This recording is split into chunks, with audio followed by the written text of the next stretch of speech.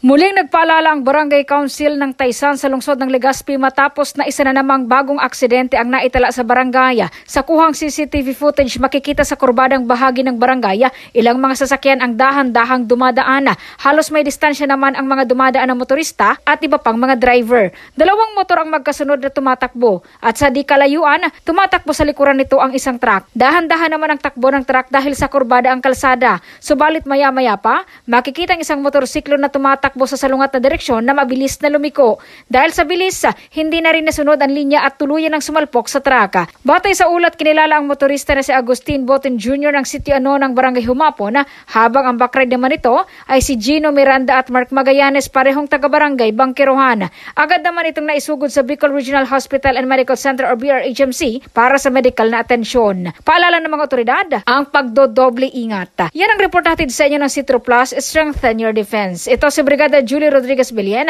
in the heart of changing lives, ang Brigada News of Philippines, the Music and News Authority.